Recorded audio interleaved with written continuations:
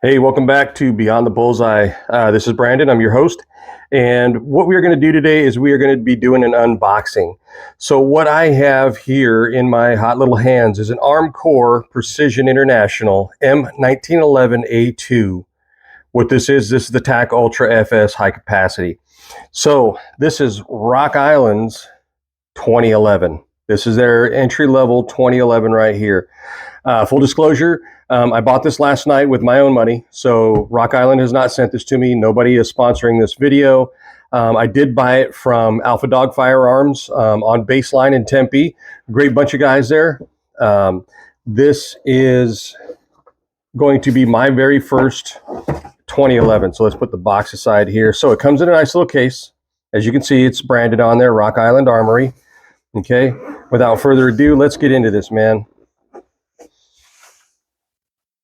So open it up, and there we have it.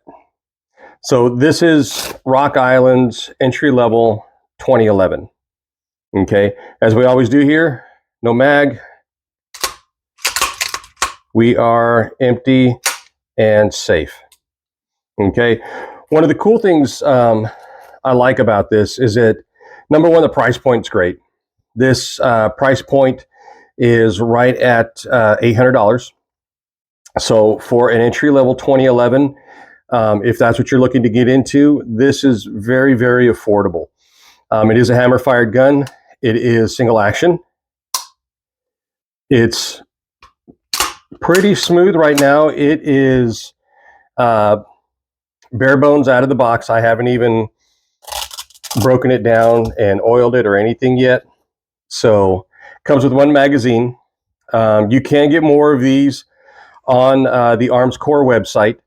I do have a couple of these coming. So I have two of these coming. These are 17 round capacity magazines. These are 9mm. This does come in the, I want to say the 22 TCM as well. This one just happens to not be 22 TCM. It's just strictly 9mm. But it is a very beefy, heavy gun. This gun is a steel frame gun, complete. It's got a full Picatinny rail on the bottom, ambidextrous thumb safety. It's got the hammer, obviously it's a hammer fired gun. It's got the single-sided, the slide stop. Oh, how about I take the, yeah, there we go. So slide stop is single-sided. It's very nice, though, very nice. I can't wait to shoot this thing. I'll give you my first impressions on it. What I'm going to end up doing is I'm going to end up tearing it apart, and I'm going to put some oil on it, wipe it down, get all of the factory grease off of it here, and we're going to take it out to the range, and we're going to take a couple of shots with it, and I'll come back and tell you what I think. I'm kind of excited about this, man. I ain't going to lie. It's very nice. It feels very, very well. It is sighted in. So one of the cool things that you get in the box with this thing that I discovered last night. So I did discover that on the Rock Island Armory, you have an adjustment screw right here. So this makes it to where you can, you have to zero it. But from the box, I ended up finding this inside the box. So this is a certificate of inspection. This tells you who assembled it. Okay, I mean, obviously doesn't give the serial number on here. I'm sorry, yes it does, it's right there.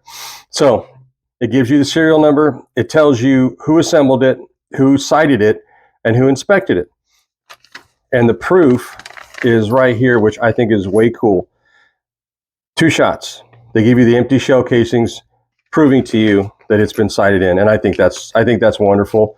This is I've got a lot of striker fire guns with my Walthers and with my Canics, and none of them have come like that. Now they all have fixed sights, of course, and all of the sights are factory zeroed, but they do not give you that kind of proof. So, you know, I have a laser bore sight. I normally put the laser bore sight in.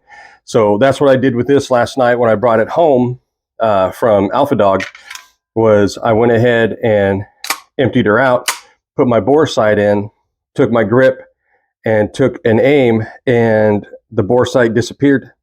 The red dot disappeared, and I'm like, this is already sighted in. So that's a great thing. I just wanted to mention that Rock Island does do that. And now I don't have to worry about, well, let's go sight it in, cold sight it in with the bore sight, and then let's take it out and, kind of do a couple of shots and, plan for the worst and hope for the best. So we're going to take this thing out to the range. We're going to put a couple rounds through it, and then we're going to see, we're going to come back and give you our thoughts on it. And I'm kind of excited, to be honest with you. I like the 2011 flat platform. I'm not, by any means a very, very rich person.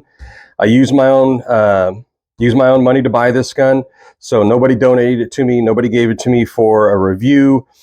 I bought this with my own money. This is very entry level, and this is going to be the start of a step up to maybe the Live Free Armory Apollo 11 next, which is about $1,000 price range. Possibly maybe the Prodigy after that, which is $1,400 to $1,500 price range, and then who knows after that? Maybe we could go Stealth Arms Platypus. We could go Staccatos is kind of up there right now. For anywhere between $2,500 to $5,500. Atlas, of course, those are $6,000 guns. So let's start with one step at a time. Let's take this out to the range. Let's put a bunch of rounds through it, at least 100 to 200 rounds through it, get it broke in, and come back and give you a review on it. Okay, welcome back. We are out here at the range. This is going to be first shots with the Rock Island Armory. This is the TAC Ultra, the double stack 9mm. Well, that didn't go in. That's interesting. So full disclosure, I did bring it out last night to check it out. I bought a magazine with Metgar through Metgar. This is the P18. This is supposed to fit. What I found out was that this little piece right here, the bound plate, is a wee bit long. So fully loaded up with ammo, put it in the mag, and it fell right on out. So I've been planning on buying a +4 base pad from Taylor Freelance anyway. So that's what we're going to do. This does fit, but the bottom plate is just a wee bit too long. So I'll do another review on that when I get one from Taylor Freelance, but this puts some first shots on paper. Looks like we're good. All right, first shots.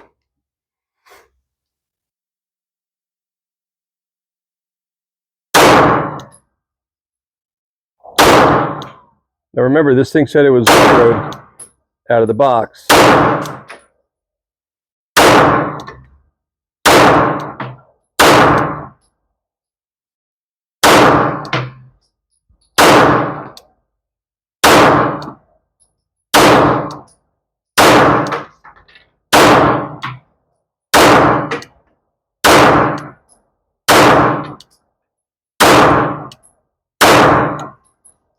17.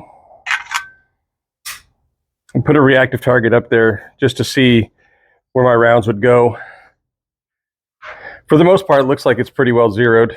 Like I told you when I unboxed it, that there was a certificate in there that said it was zeroed from the factory. So just full disclaimer though, I'm left-handed, right-handed, so I'm shooting it a little bit over. We'll see how we do it. Okay, second mag. It says a 17 round mag. It's what it says it comes with, but I have managed 18 rounds through here. See how it performs. Looks like it's doing pretty good so far.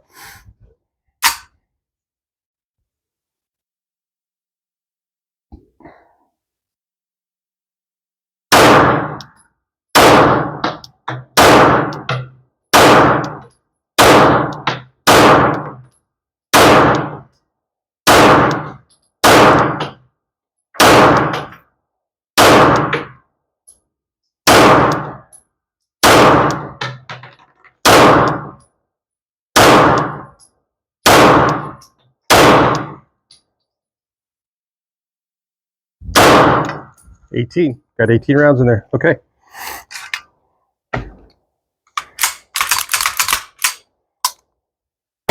We are clear.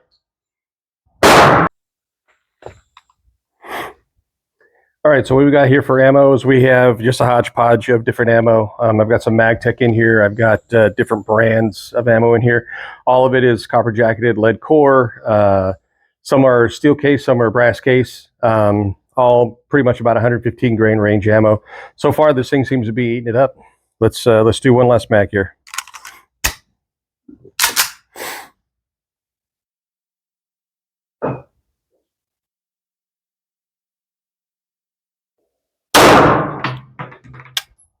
Nope. Failure to fire. We'll pick that one up and see what happened to that one.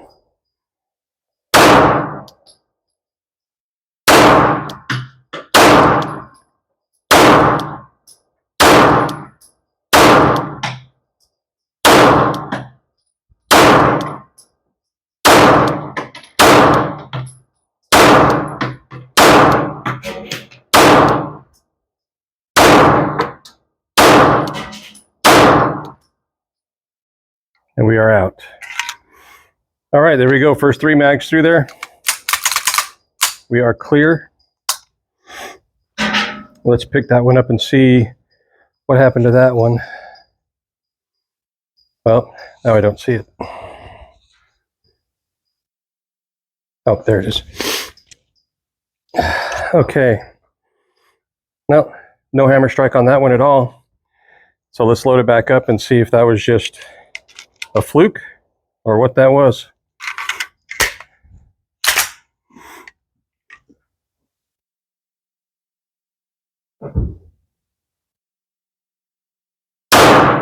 Yep, that was a fluke. Okay, good to go. I'll give you my afterthoughts here in just a little bit. Okay, so here's the shot pattern at 10 yards with the Rock Island Armory. It's a 1911 A2, the TAC Ultra, Rock Island's 2011. Really good shots, 10 yards. Most of them are A zone. We do have some C zones. Not really. Yeah, go ahead, man. Not really a whole lot. Not really a whole lot missed there. Actually, threw 0 shots. Blew out the center right here. So good shot pattern. Was mostly trying to get in there at 10 yards, but for the most part, really smooth shooting gun. We'll take it back to the bench, and I'll give you my final thoughts on it. All right, guys, here's some final thoughts on the Rock Island Armory, the M1911 A2, the TAC Ultra. This is Rock Island's entry-level 2011, if you can coin that phrase, from Staccato. It's a very smooth shooting gun. I was impressed with how little recoil it is. Now, it is an all-steel gun, so it's a heavy gun. Not a lot of recoil.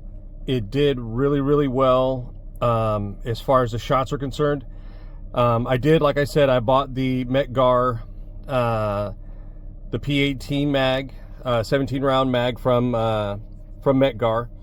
It does fit the Rock Island 1911, but the only thing with that was that the base plate was just a little bit too long, I guess, for the for the magwell, the factory magwell that came on the Rock Island. So I've been looking at Taylor Freelance anyway, and I've been itching to buy a +4 base pad for the Rock Island when I got it.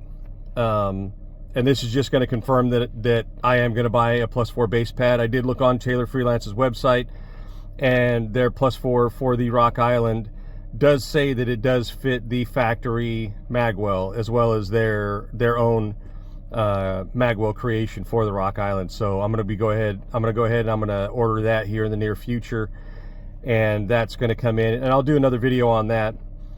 If I do like the Metgar magazine that I bought for it, if I really do like that magazine with the Taylor Freelance base pad on it, I'll probably buy another one. I'm generally a guy that runs at least 4 to 5 mags per gun, just to have extras. So I'm gonna go ahead. I'll probably buy at least 3 more mags if I do like the Metgar mag, the P18 mag. So all in all, I like the Rock Island. It's a great gun. Shoots very smooth. Those were my first shots through it. Full disclosure, I did take it out and clean it and load up the mags and make sure that everything loaded correctly before I came out and shot it. So at 10 yards, I mean, that's just an average, just taking a couple of shots, just making sure everything is functioning correctly, everything works right. No problems with it. It's a very smooth shooting gun. It is heavy. Like I said, it's a full steel frame gun.